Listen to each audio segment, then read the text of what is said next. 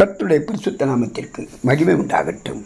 எனக்கு அன்பான சகோதர சகோதரிகளுக்கு ஆண்டவராகிய இயேசு கிறிஸ்துவின் இனிய நாமத்தில் நல்வாழ்த்துதலையும் வணக்கத்தையும் தெரிவித்துக் கொள்கிறேன். காலைதோறும் கர்த்தருடைய வார்த்தை என்ற தலைப்பில் நாம் வேத வசனங்களை தியானித்து வருகிறோம். இன்றைக்கு தியானத்திற்கு நாம் எடுத்துக்கொண்ட வேத வசனம் சங்கீதம் 44:22. உமது நிமித்தம் எந்நேரமும் கொல்லப்படுகிறோம், அடிக்கப்படும் ஆடுகளைப் போல எண்ணப்படுகிறோம். கர்த்தர் தங்களை நியாயம் விசாரிக்கட்டும் என்றும் இஸ்ரவேல் ஜனங்கள் தங்களை கர்த்தரிடத்தில் ஒப்புக் கொடுக்கிறார்கள். கர்த்தர் இருதயத்தின் அந்தரங்களை அறிந்திருக்கிறார். தங்கள் தேவனுடைய நாமத்தை மறுக்கவில்லை என்பதாலும் தாங்கள் அந்நிய தேவனை நோக்கி கையெடுக்கவில்லை என்பதாலும் கர்த்தர் அறிந்திருக்கிறார் என்று இஸ்ரவேல் ஜனங்கள் நிச்சயமாய் சொல்கிறார்கள். இஸ்ரவேல் ஜனங்கள் கர்த்தரை நோக்கி கூப்பிடுகிறார்கள். அவர்கள் கர்த்தரையே நம்பியிருக்கிறார்கள். இது நிமித்தமாய் தாங்கள் எந்நேரமும் கொல்லப்பட்டாலும் அடிக்கப்படும் ஆடுகளைப் போல எண்ணப்பட்டாலும் தாங்கள் கர்த்தருடைய நாமத்தை மறக்கவில்லை என்றும் கர்த்தருடைய உடன்படிக்கையை விலகவில்லை என்றும் தங்கள் இருதயம் கர்த்தரை விட்டு பின்வாங்கவில்லை என்றும் கர்த்தருடைய பாதையை விட்டு நாங்கள் விலகவில்லை என்றும் அறிக்கை செய்கிறார்கள். தேவனுடைய உண்மை என்று இதை அங்கீகரிக்கிறார் என்றும் சொல்கிறார்கள். இதையே அப்போஸ்தலனாகிய பவுல் ரோமாபுரியாருக்கு எழுதும் பொழுது ரோமர் 8ஆம் அதிகாரம் 35-36 வசனத்திலே உமது நிமித்தம் எந்நேரமும் கொல்லப்படுகிறோம், அடிக்கப்படும் ஆடுகளைப் போல எண்ணப்படுகிறோம் என்று எழுதியிருக்கிறபடி நேரிட்டாலும் கிறிஸ்துவின் அன்பை விட்டு நம்மை பிரிப்பவன் யார்? உபத்திரவமோ, வியாகுலமோ, துன்பமோ, பசியோ, நிர்வாணமோ, நாசமோசமோ, பட்டயமோ, இவை எல்லாவற்றிலும் நாம் நம்மில் அன்பு கூறுகிறவர்களாலே முற்றிலும் ஜெயம் கொள்ளுகிறவர்களாய் இருக்கிறோம். கிறிஸ்துவின் அன்பை விட்டு நம்மை பிரிக்க முடியாது. அவருடைய அன்பு நிலையானது. அப்போஸ்தலனாகிய பவுல் இதை பற்றி எழுதும்போது கிறிஸ்துவின் அன்பை விட்டு நம்மை பிரிப்பவன் யார் என்று ஒரு அறைகோவல் விட்டு எழுதுகிறார். ஒருவராலும் பிரிக்க முடியாது என்பதே பவுலின் கேள்விக்கு பதில். தேவனுடைய அன்பு தெய்வீகமானது.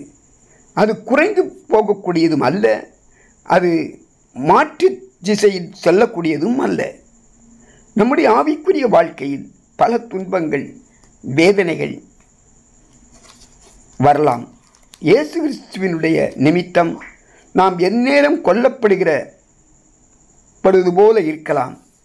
அடிக்கப்படும் ஆடுகளைப் போல நாம் எண்ணப்படலாம். ஆனாலும் கிறிஸ்துவின் அன்பை விட்டு யாராலும் நம்மை பிரிக்க முடியாது. உபத்திரவங்கள், வியாகுலம், துன்பம், பசி, நிர்வாணம், நாசமோசம், பட்டயம் இவையெல்லாம் கர்த்தருடைய பிள்ளைகளுக்கு வந்தாலும் கர்த்தருடைய அன்பை விட்டு பிரிக்க முடியாது. உலக பிரகாரமான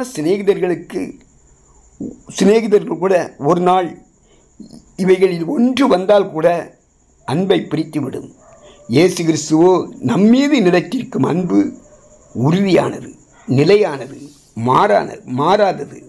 அப்போஸ்தலனாகிய பவுல் காவலில் வைக்கப்பட்டு ரோமாபுரிக்கு அழைத்து வந்து நீரோ மன்னனுக்கு முன்பாக பவுல் விசாரிக்கப்படும் போது எல்லா மனுஷருக்கும் விலகி போய் விடுகிறார்கள்.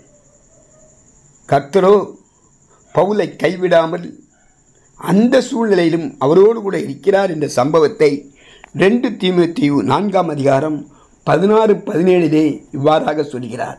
நான் முதல் விசை உத்தரவு சொல்ல நிற்கையில் ஒருவனும் என்னோடு கூட இருக்கவில்லை, எல்லோரும் என்னை கைவிட்டார்கள். அந்த குற்றம் அவர்கள் மேல் சுமராதிருப்பதாக. கர்த்தரோ எனக்கு துணையாக நின்று என்னாலே பிரசங்கம் நிறைவேறுகிறதற்காகவும் புறஜாதியர் எல்லோரும் கேட்கிறதற்காகவும் என்னை பலப்படுத்தினார். சிங்கத்தின் வாயிலிருந்தும் நான் ரட்சிக்கப்பட்டேன். நம்மை துன்பப்படுத்துகிற சத்துருக்கள் நம்முடைய உடைமைகளை அபகரித்துக் கொள்ளலாம்.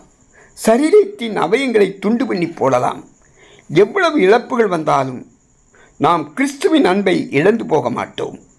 இயேசு கிறிஸ்துவின் இழந்து போனதை மீண்டும் நமக்கு கொடுப்பார். ஹல்லேலூயா. நமது வாழ்க்கையில் நம்முடைய வாழ்க்கையில் நாம் எச்சரிக்கையாக இருப்போம் என்றால் நாம் ஆவிக்குரிய வாழ்வில் முன்னேறி செல்வோம். ஆமென்.